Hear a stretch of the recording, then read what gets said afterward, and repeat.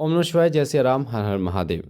श्री सिद्धपीठ शिव शक्ति धाम के जो नियम हैं, जो बाबा के आदेश के अनुसार जो नियम हैं, आज उन नियमों के बारे में आपको बताने जा रहा हूँ। फरीदाबाद में बाबा का दरबार जो है, वो धाम जो है वो निर्माण हो चुका है। बाबा जी विराजमान होंगे 26 फरवरी शिवरात्रि के महापर्व पे। बाबा भोलेनाथ विराजमान होने वाले हैं अपने समस्त शक्तियाँ और समस्त देवी देवताओं के साथ।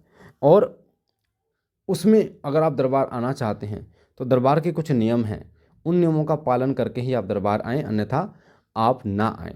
ध्यान रखना इन नियमों को। ये नियम बहुत ज़रूरी हैं दरबार के लिए। हर माता बहन, हर व्यक्ति इन नियमों का पालन करे। वीडियो को ध्यान से सुनना है, कि एक चीज़ बारीकी से। सबसे पहला नियम, जब भी आप दरबार आते हैं तो अरदास लानी अनिवार्य है। जो अरदास की वीडियो मैंने पिछली बनाई है उसे सुन लेना, अरदास कैसे लगाएं, ठीक है। उसमें महाअरदास का भी जिक्र मैंने किया है।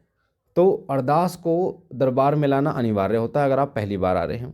दूसरी बार, जो तिल के तेल की बोतल है, तिल का तेल, वो रविवार को दरबार लगता है तो शनिवार को तिल का तेल आपको सील पैक पूरे घर में घुमा लेना है। बोल देना है कि बाबा भोलेनाथ और अनिल भैया को साक्षी मानकर हम ये तेल धाम में लेके आ रहे हैं, जो भी शक्ति हमारे घर में है वो इसमें आ जाए। तो तिल का तेल फिर वो आपको सीधे दरबार लेके आना है। तो एक चुटकी मिट्टी लेके आनी अपने घर की, और बाबा के लिए जो उत्तम से उत्तम आप भोग लेके आ सकते हो, जो आप ग्रहण कर सकते हो, जो अच्छी से अच्छी चीज़ बाबा को भोग लगाने के लिए चाहे एक लेके आओ, वो आपको लानी है। तो सबसे पहले मैंने आपको बता दिया ये 4 चीज़ें जो दरबार में लानी ज़रूरी हैं। अब अगला, पहली बात कि दरबार में किसी प्रकार से पैसे की मांग नहीं की जाती। अगर कोई व्यक्ति ये कहता है आपसे कि दरबार में इतना पैसा लगेगा, मैं आपकी एंट्री करा दूंगा या मैं नंबर दिवा दूंगा, तो उसके लिए आप मुझे संपर्क करें। दरबार में किसी प्रकार का पैसे की मांग नहीं की जाती, ठीक है। आपसे दरबार 11 बजे तक आप दरबार पहुंच जाएं, 11 बजे तक दरबार शुरू हो जाता है। तो दरबार में जब भी आप आएँ तो आपको सेवादार मिलेंगे, उसमें आप नाम लिखवाइए, अपना नाम लिखवाइए सबसे पहले, ताकि आपका उस हिसाब से नंबर आ सके। दरबार जब भी आप आएँ तो पूर्ण भाव से आपको दरबार आना है।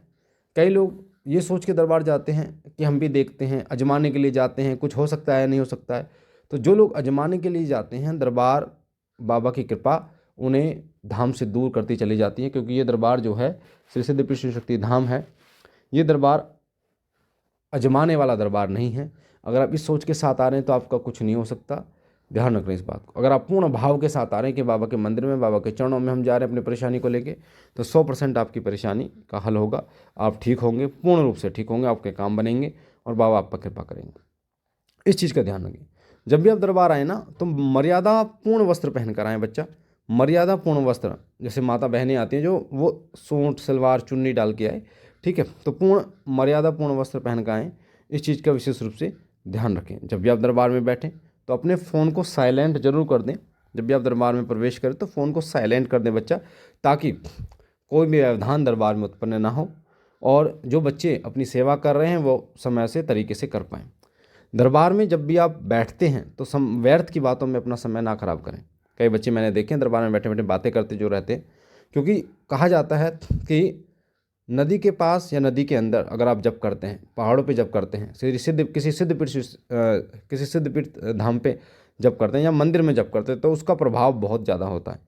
तो आपको सुनहरा अवसर प्राप्त हुआ है कि आप धाम में बैठे हुए हैं, बाबा के मंदिर में बैठे हुए हैं, तो अपनी समस्या को लेके आए हुए हैं। तो जब तक आपका नंबर नहीं आता, आप भजन कीजिए, आप जप कीजिए, आप शिव चालीसा पढ़िए, हनुमान चालीसा पढ़िए, माँ दुर्गा चालीसा, काली चालीसा, जो भी, अपनी माला लेके आइए, साथ में गोमुख लेके आइए, और एक बैठकर एक चित्त बाबा का ध्यान कीजिए और जप कीजिए।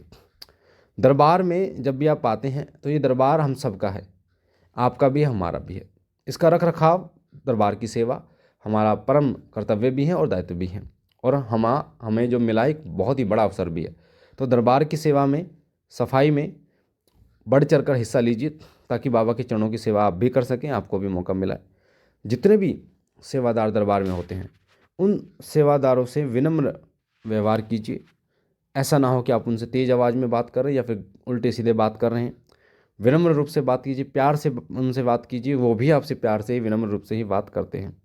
इस चीज़ का ध्यान रखिए। जब भी आप दरबार में आते हैं तो किसी अन्य दरबार की ना तो बुराई करें और ना ही गुरु की निंदा करें, इस चीज़ का विशेष रूप से ध्यान रखिए। दरबार में अगर कोई बच्चा गुरु की निंदा या फिर कोई बच्चा किसी दरबार की बुराई करता है तो उसको घर भेज दिया जाएगा। इन चीज़ का ध्यान रखिए, क्योंकि गुरु की निंदा महापाप होता है और किसी दरबार की निंदा ये आपका अपना पर्सनल जो है वो एक्सपीरियंस होता है। तो आप अपने पर्सनल एक्सपीरियंस को अपने पास रखिए और आप जिस समस्या के लिए आए हैं उस समस्या के लिए आप बैठिए। तो ये दरबार के नियम है श्री सिद्धपुर शिव शक्ति धाम, झंडे वाले मंदिर, जो बाबा के आदेश से नाम पड़ा है झंडे वाला मंदिर। तो धाम के नियमों का पालन कीजिए तो 100% आप पर कृपा होगी, 100% आप ठीक होंगे। दरबार में आपका काम बनता है, दरबार में कढ़ाई चढ़ाना अनिवार्य है, बहुत ज़रूरी है। कढ़ाई जरूर चढ़ाएं भगवती की, ताकि भगवती आपके कार्य खोलती रहें और आप पर अपनी अनुकंपा बनाए रखें। बाकी नियम मैंने आपको बता दिए हैं, नियमों को सभी लोग एक दूसरे को शेयर कीजिए ताकि जो बच्चे आ रहे हैं वो नियमों को सुन पाएँ। हम मिलते हैं एक नई जानकारी के साथ, तब तक के लिए ओम नमः शिवाय, जय सिया राम, हर हर महादेव।